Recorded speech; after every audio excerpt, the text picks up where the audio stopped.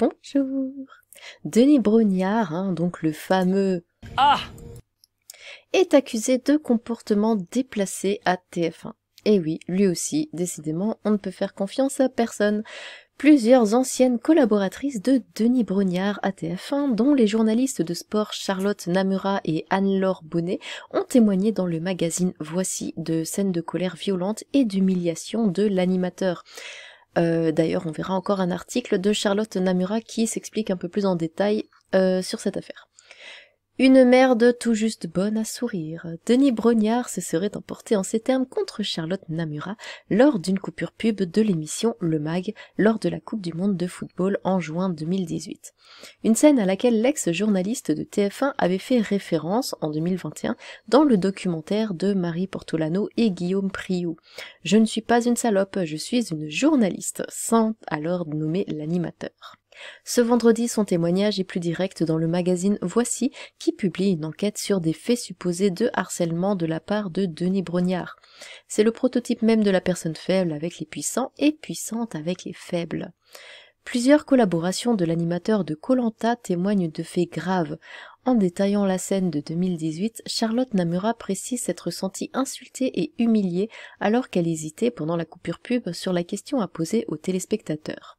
Mais elle n'est pas la seule journaliste de sport à réagir dans cette enquête.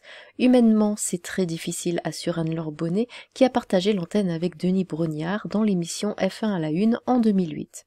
Il ne supporte pas la coprésentation et pique des colères folles avec ses subordonnés, raconte-t-elle. C'est le prototype même de la personne faible avec les puissants et puissante avec les faibles. Selon l'article, Marion Jolès-Grosjean, ancienne animatrice d'Automoto, aurait quant à elle confié en privé à des collègues avoir vécu le pire souvenir de sa carrière en travaillant avec Denis Brognard. Contacté par le magazine, l'animateur a reconnu ses excès de colère et a présenté ses excuses. « Je suis très engagé, perfectionniste, et à l'occasion de 2 directs sur TF1 où la pression est très intense, j'ai eu des mots qui ont dépassé ma pensée, des propos qui ont heurté certaines personnes et je le regrette.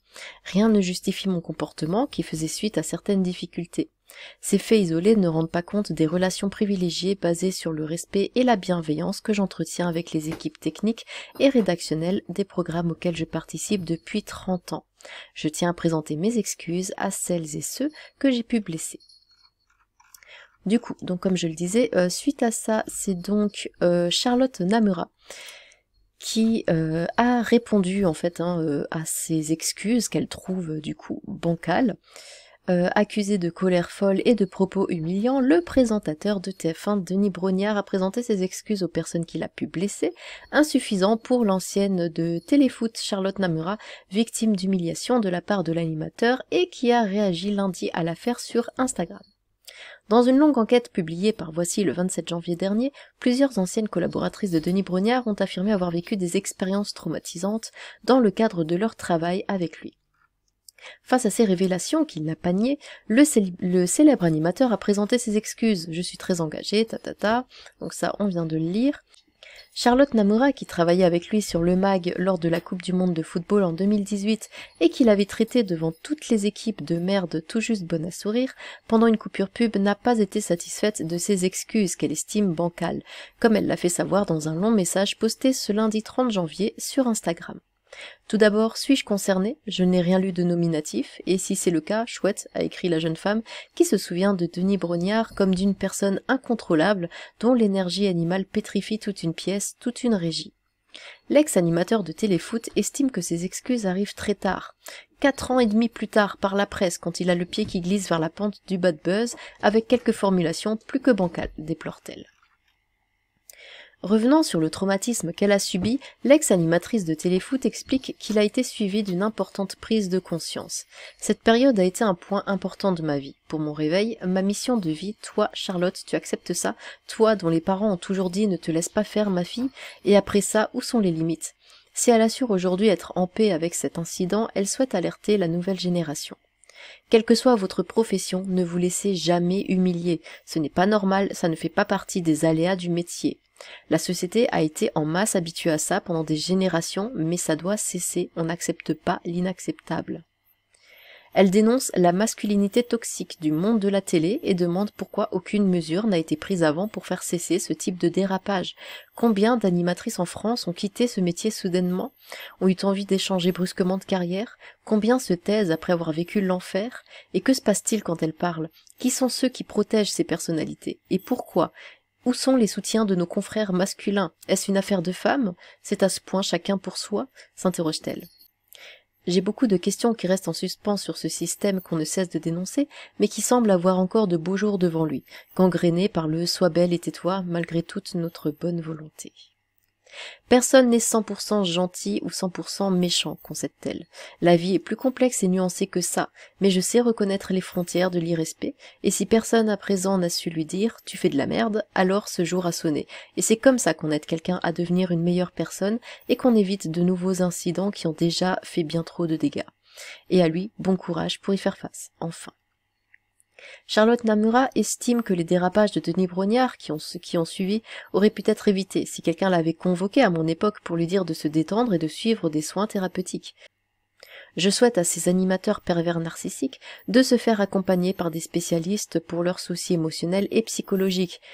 Parce que c'est ça aussi être un homme, travailler constamment sur soi, sa sagesse, son humilité. Tout ce qui arrive dans la vie est un enseignement dont on doit tirer des leçons. Dans les couloirs de la Une, les colères humiliantes dont l'animateur de Koh-Lanta est capable en public, surtout avec les femmes, étaient déjà connues bien avant la publication de l'enquête de Voici, selon un responsable syndical de TF1 cité par le magazine. C'est son attitude lors des célébrations du 14 juillet dernier qui a finalement mené à une enquête interne diligentée par la DRH, dont les conclusions ont pointé un problème d'organisation face à des ambitions éditoriales élevées dans un contexte particulier. Incendie dans cette zone, qui a pu engendrer des tensions générales sur le terrain, précise-t-on chez TF1 interrogé par l'AFP. Envoyé spécial de TF1 à Biscarrosse, Landres, pour les célébrations du 14 juillet, l'animateur avait ce jour-là hurlé de manière terrifiante sur une journaliste et une chargée de production, selon un témoin de la scène, a révélé Voici. Le patron de l'information du groupe TF1, Thierry Tuillier, a confirmé vendredi devant les journalistes s'être entretenu avec l'animateur pour une mise au point. Parmi la liste des autres témoignages rapportés par le magazine Voici, figure notamment celui de la journaliste Anne-Laure Bonnet qui a présenté avec lui F1 à la Une entre 2008 et 2009 et qui a affirmé que Denis Brognard ne supporte pas la coprésentation épique des colères folles avec ses subordonnés. Après la publication de l'enquête de Voici, le collectif Femmes journalistes de sport a réagi sur Twitter en apportant son soutien aux collaboratrices de Denis Brognard.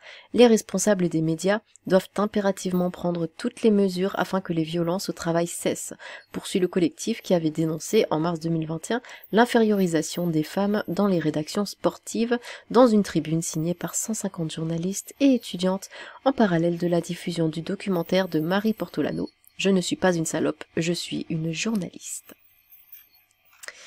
Eh bien, quelle histoire. Donc, c'est vrai que ça a toujours été un problème. Les femmes qui, là, notamment, ce sont des journalistes sportives, du domaine du sport.